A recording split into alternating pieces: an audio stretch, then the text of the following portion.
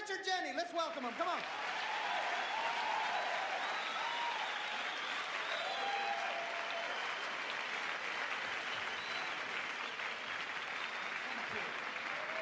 Thank you.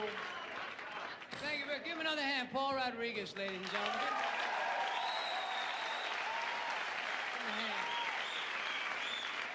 Give him a hand.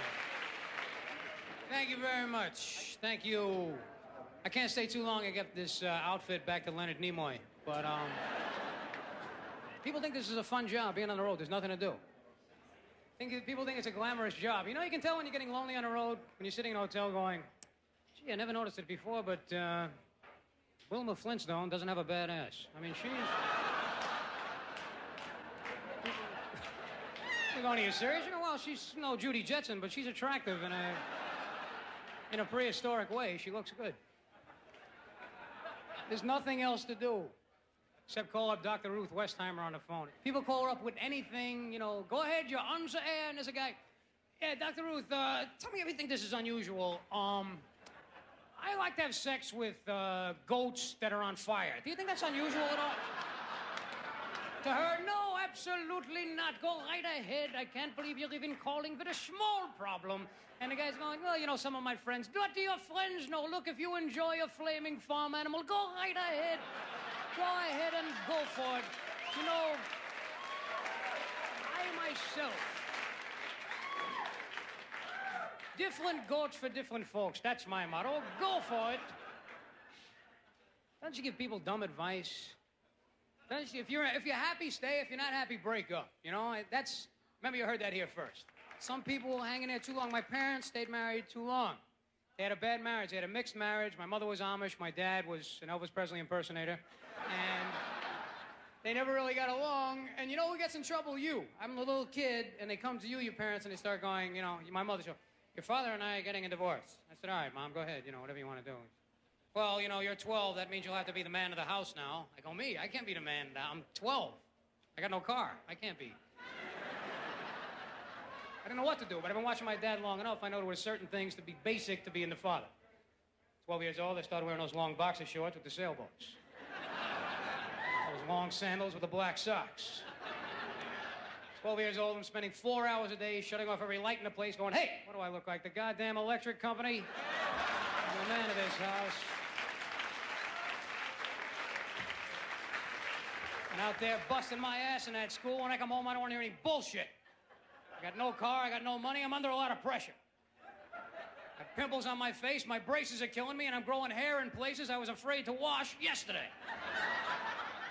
Just keep those brats quiet, I'll be in here watching cartoons. I'm the man of this house, the king. The only good thing about being the man of the house, taking over for your father, is that you get to know everything. That's the one advantage. You know what I mean? My father knew everything. I wasn't allowed to know anything. Things you'd think you would know. Simplest thing, I'd be 12 years old, say to my father, hey, Dad, I'm thinking about going to work. He'd be there with the cigarette bent over. Work? You don't know what work is, pal. When I was a kid, I was working when I was 6 weeks old in a coal mine. Really, Dad, you were a coal miner? I was a shovel, don't be a wise guy. I couldn't get a job as a miner. I used to shovel coal with my face. I made 4 cents a month, and I did what I could to help out. And, you know, and you can't get away. You go, yeah, look, Dad, I'd love to stay here and listen to this bullshit story, but, it's getting a little hot in here. And hot? You don't know what hot is, pal. When I was a kid, it was 4,000 degrees in the wintertime. People would melt in the middle of the street. You'd be talking to your sister. There'd be a pile of goo with a hat on it where your sister used to be. And you couldn't even clean up the mess.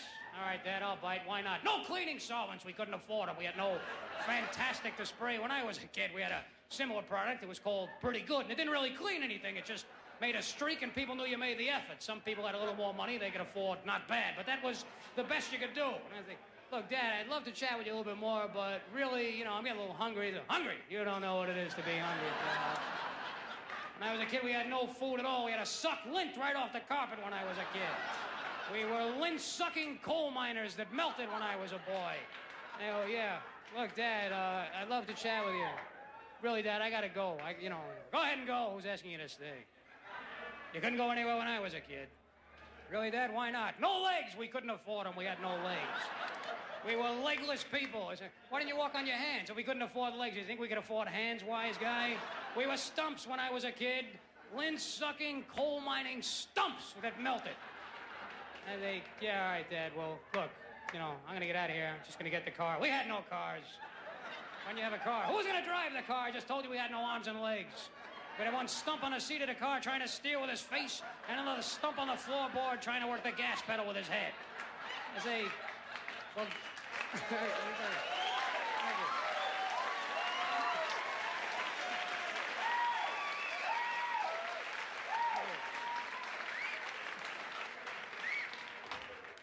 Thanks for applauding, thank you.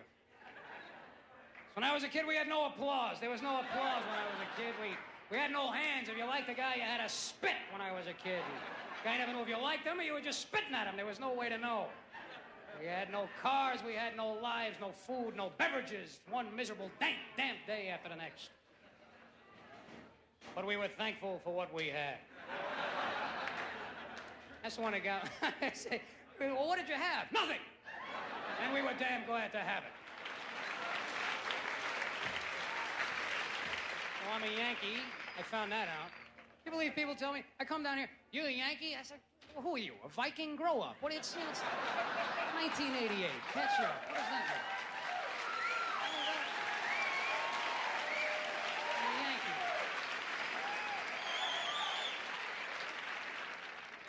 I was in Louisiana once before. I got into a fight. Do you believe that? I got into a fight.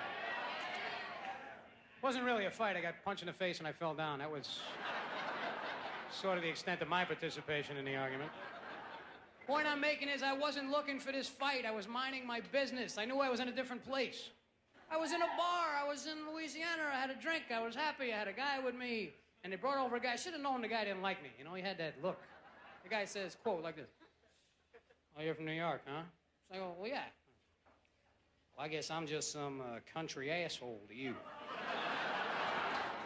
So I was drinking, so I go, no, you'd be an asshole anywhere. I wouldn't pin you down to a location. I think, you know, you just happen to be here, but I think as an asshole, you have international potential. I think you could go anywhere and be an asshole. And I remember saying that, and that's the last thing that I remember that happened. And the guy just, you know, I thought I knew how to fight because I'd come from New York. That's, people in the South know how to fight people. This guy just hit me in the head. No warning, no boom, nothing. You know what I mean? It was a quick thing. You ever have a fight in New York, you got a lot of time to decide if you want to be in the fight. There's no such thing as just boom. You know, there's a lot of things have to happen first. A lot of information has to be exchanged.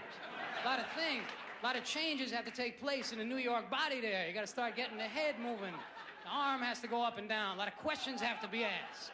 See if the man qualifies to be in the fight. It takes about 40 minutes. First, most important, if you're going to fight a guy, he has to have a problem. That's why every fight begins establishing this information. That's why the first thing goes, hey, excuse me, you have a problem? No. What's the problem? No, I don't have the problem. You must be the guy that has it. Me? No. You're the guy. No, I don't have the problem. You? No. Sure. What? Hey, what? What? What's the problem? What? Hey, what? What? That takes about 10 minutes. You could run away. But still, there's no fight. Then the next thing has to happen, positive identification of the man. Can't fight a guy you don't know. Positive identification. That's why next thing, wait, who the fuck are you? Let me ask you a question. Who the fuck are you to start a fight with me? Excuse me, who the fuck are you to start a fight with me? Who the fuck are you? And then if the guy isn't sure, it's, you know, you gotta get as close as you can. Who the fuck do you think you are? Let me ask you a question. Who the fuck, would you like to hazard a guess as to your fucking identity at this stage of your life? Who the fuck are you? And now you're about 15 minutes into it, still no violence. It's only polite to introduce yourself. Do you know who I am?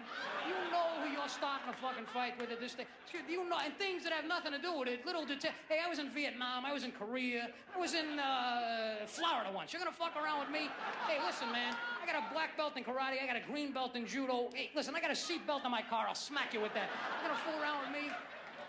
Half hour's gone by. Still no fight. Now you gotta tell the guy what you're gonna do to him if he's stupid enough to fight you. That's the funniest part when you start hearing, do you know what I'll do to you, you punk? I'll rip your eyes out of your head. How do you like that?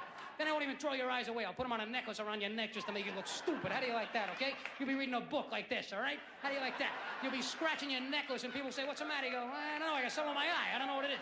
You'll be scratching, what are you gonna fuck around with me? Hey, let me tell you something. I'll take your fucking eyeballs. I'll pluck out your belly button. I'll pluck out your... They're always rearranging the body. I'll take off your belly button and stick it on your head. How do you like that, all right? You'll be a blind porpoise. I'll throw you in the ocean. A shark will think you're a fish and bite you in half. And you'll swim to the top with a hole in your head and no eyes, and you think you finally got away, but no. I'll be there in a rowboat with a shovel. Bam! I'll smash your fucking head down. You'll have a shovel mark in your head. No fucking way.